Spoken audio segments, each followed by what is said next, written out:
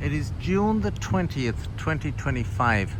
I'm out here on what's known as Deer Island. Originally it was an island in the Boston Harbor. It has been in modern times joined to the mainland by causeways, etc. Deer Island was a place used to build a hospital slash detention center slash quarantine facility to house a great number of the approximately 45,000 Irish people that came to Boston in the years approximately 1845 to 1851. That had a very significant impact on the city of Boston, of course, because it increased the population from 105,000 to 150,000 in the space of 5 years, and it indirectly led to the filling in of the Back Bay. Now, those Irish people that came out here, the Irish famine produced a casualty rate of 1.5 million people dead and approximately 2 million people immigrated. And as I said, 45,000 of those people would have came here to, or ended up at least, in Boston. There was up to supposedly 5,000 Irish people that would have been housed here in quarantine because their health was so poor that they had to be quarantined for a while before they'd be let into the general population. Of those 5,000, an estimated 850 Irish people died while in quarantine here, and they would be buried on this little area here of Deer Island. Many years passed, of course. In 1990, here in Boston, we were cleaning up the Boston Harbor area and building facilities out here for sanitation and water treatment plants and whatnot.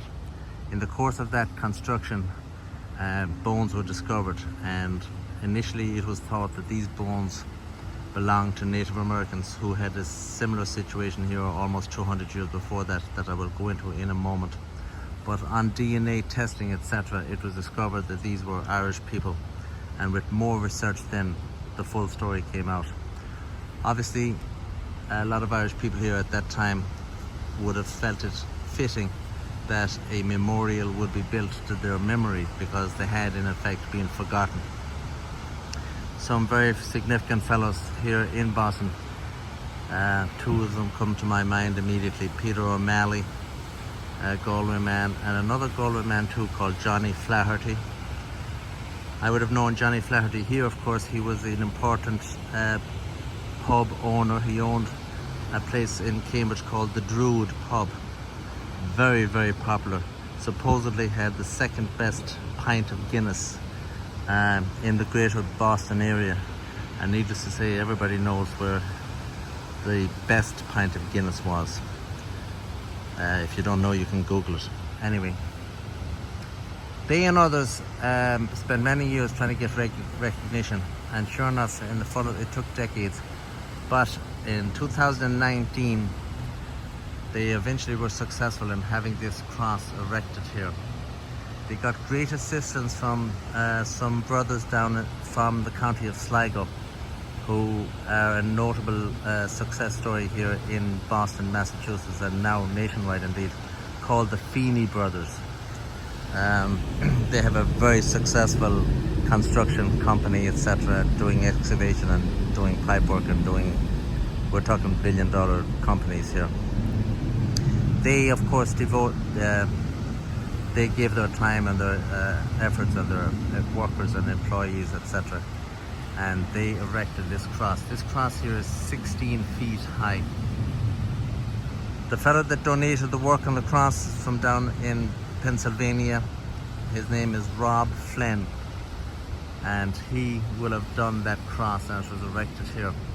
Now, before I go over and take a closer look at the cross, because the wind here is very strong and it's probably hard to hear me, going back almost 200 years before that, in a situation known as King Philip's War in the year 1676 mainly, the Wampanoag natives were wiped out in effect in a very brutal war by the Massachusetts Bay Colony, with the assistance, of course, of Plymouth Colony and also of people from Connecticut and what became Rhode Island, or what was Rhode Island at that stage.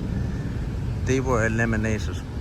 Now, many of those Native Americans by that time had converted to Christianity. They had been educated. They were referred to as praying Indians. They were treated almost as well as an Englishman was treated here. They were allowed to set up their own towns, and things were almost ideal for those people at that stage. However, when the war broke out, the Puritans at the end of the day could not trust the natives, and they will round them up and bring them to detentions out here on Deer Island. And a great multitude of these people put into detention would have died out here on Deer Island, and that is why initially the people thought that the bones were actually from Native Americans. Now, these Native Americans were not deliberately killed, but when you confine people to a camp with very poor sanitation, it will of course undoubtedly lead to diseases like dysentery, known then as the bloody flux, and that was led to widespread death, and that was a very sad situation for the Native Americans indeed. Now I'm going to walk over here to just get a closer look at this cross and point out that Boston, which at that time would be a town, is just across the water. So bear in mind that these thousands of Irish people confined to this island, they came all the way across the Atlantic Ocean, and they could see where they wished to be just across the water. They came so far, but yet died here at this spot, and they're buried in a mass grave at this spot. So that, of course, today is the city of Boston. That's Logan Airport right there in front of you. That is south towards Quincy and Weymouth. Now check out the bottom of this cross here. It says donated by Rob Flynn. It's referred to as the Flynn Stone. That is his name of his company. He's down in Pennsylvania, 2019. That is a beautiful inscription there. It's hard to read it perhaps with the sun in and around. From dreams of a better life to the shores of our destiny, was worth the sacrifice for those that follow. So what it says there is, even though these people lost their lives,